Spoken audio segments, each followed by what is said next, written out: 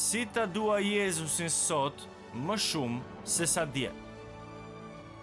Ose do të ecni prapa ose do të ecni përpara, nuk mund të qëndroni në vend dhe prandaj do të mësojmë se si të bijem në dashuri me Jezusin dhe jo vetëm të qëndrojmë të dashuruar me Jezusin, por edhe të rritemi në dashurinë për Jezusin. Ta duash dhe të rritesh në dashurinë për Jezusin fillon me një dëshirë të zjarrt për ta njohur dhe për ta dashur atë më shumë se çdo gjë tjetër në jetë.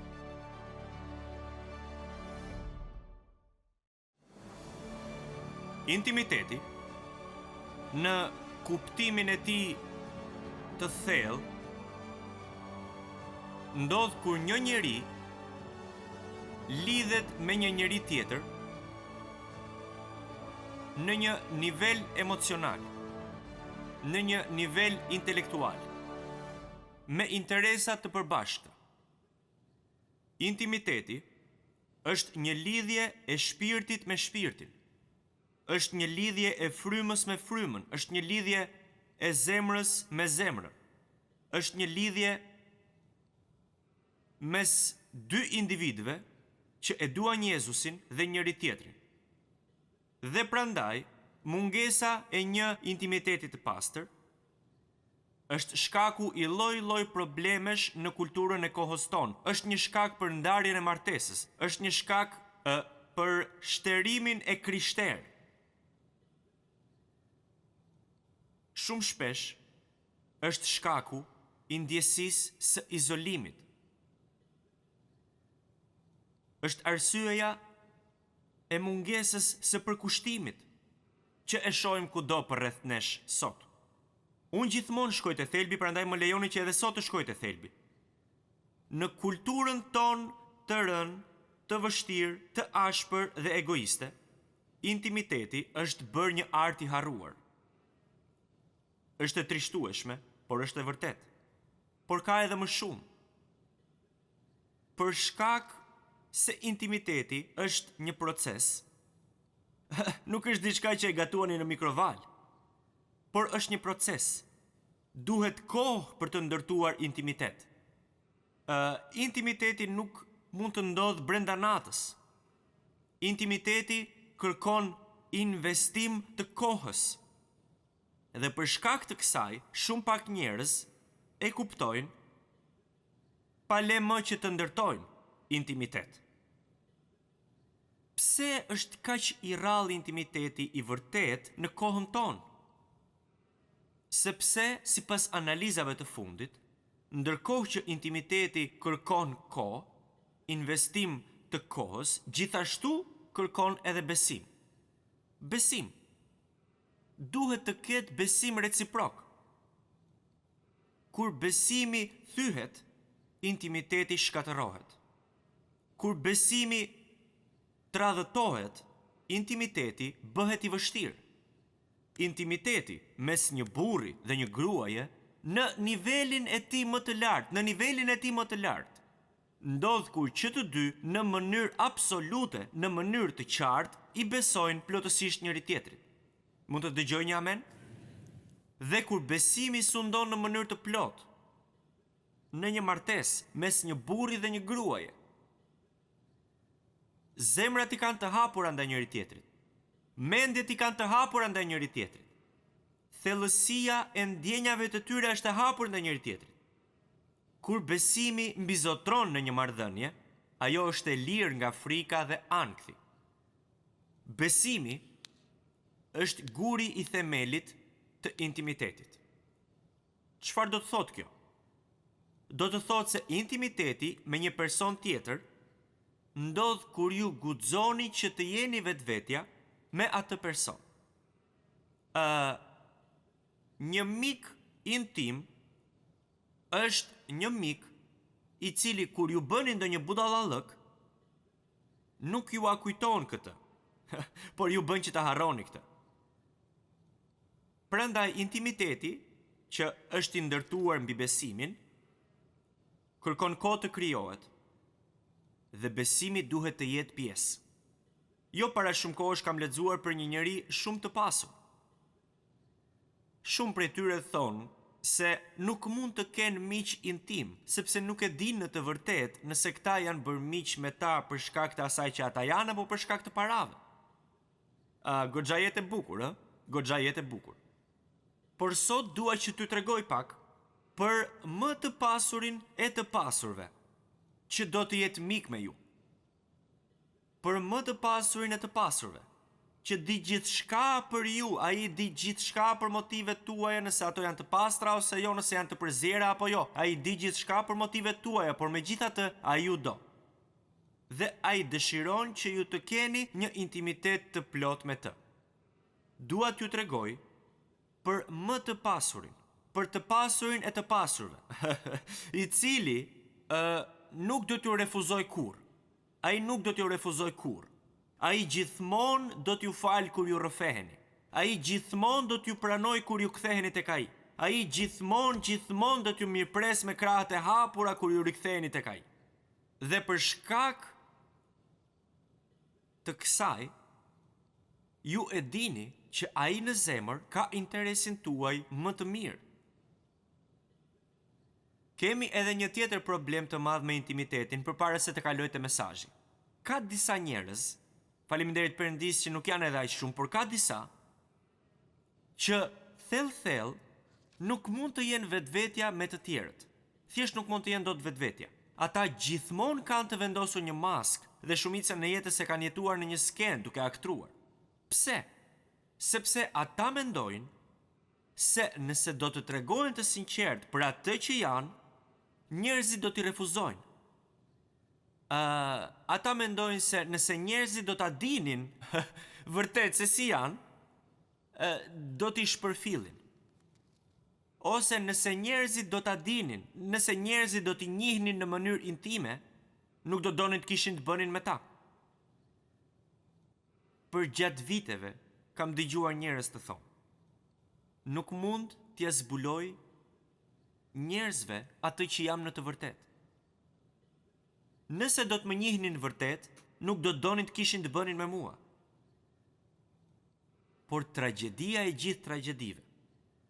Tragedia e gjithë tragedive është se ka disa njerëz që mendojnë po kështu edhe në lidhje me intimitetin e tyre me Perëndin.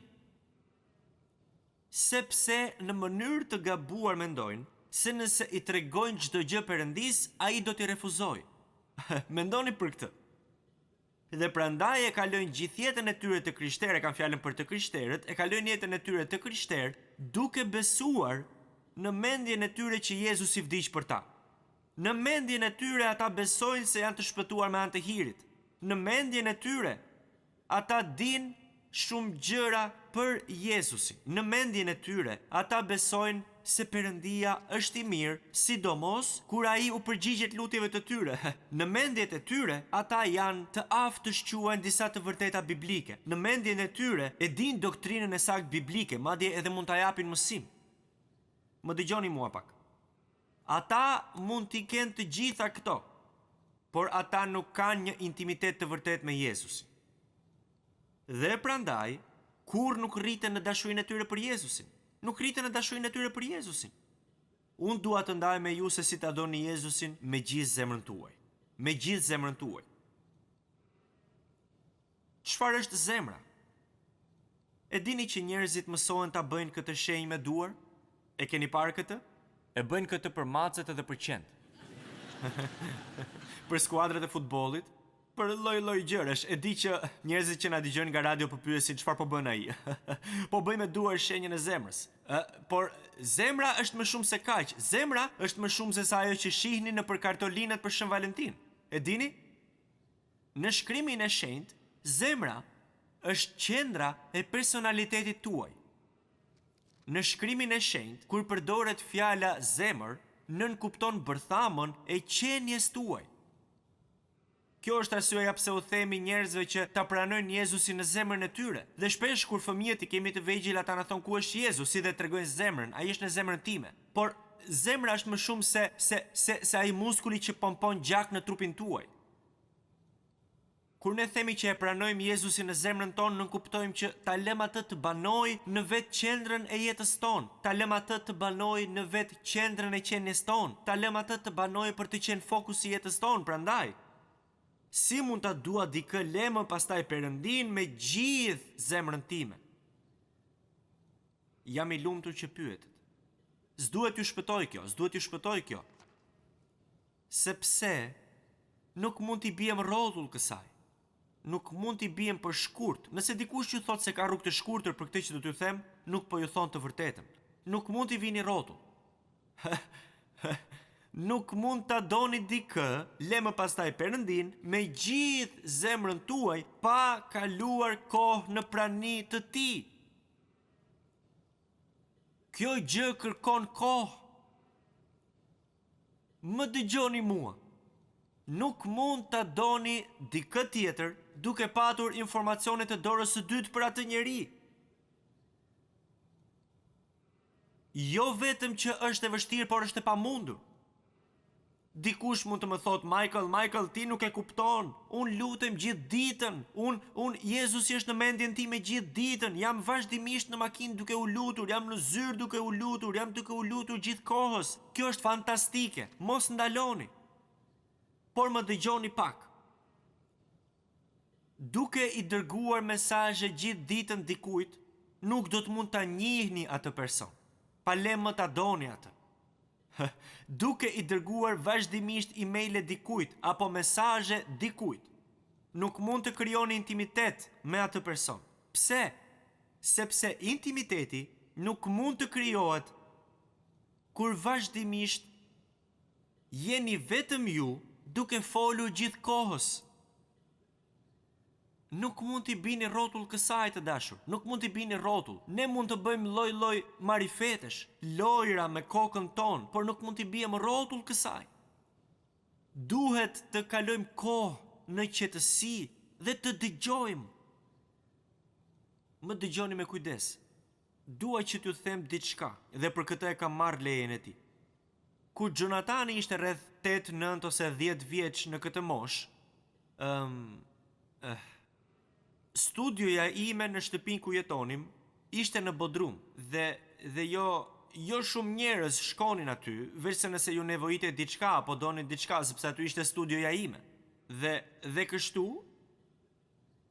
ai vinte dhe ulej në studion time.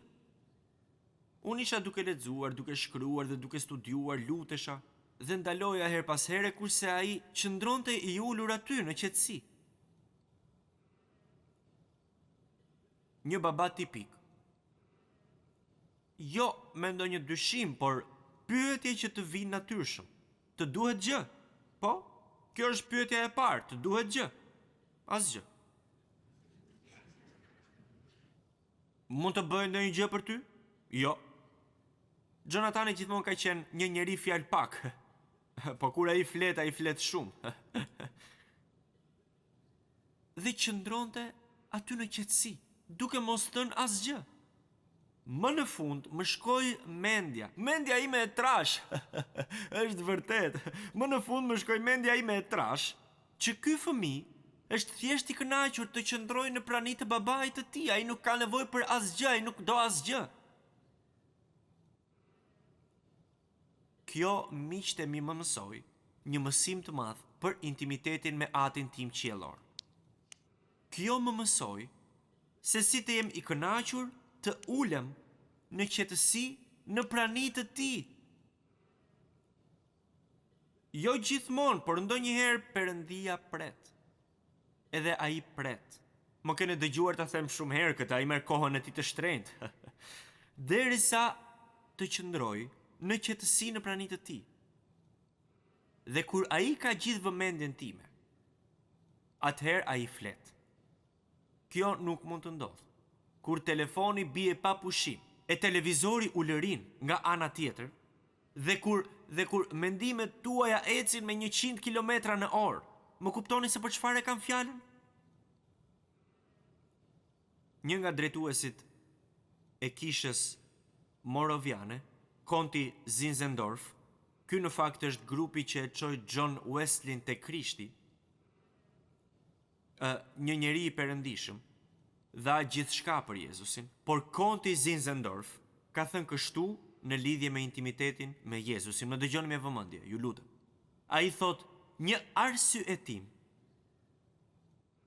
që vjen nga konceptet Dhe për konceptet mund të mësojmë gjithë ditën. Çdo arsyetim i cili vjen nga konceptet ndryshon me kohën, me edukimin apo me rrethanat e jetës.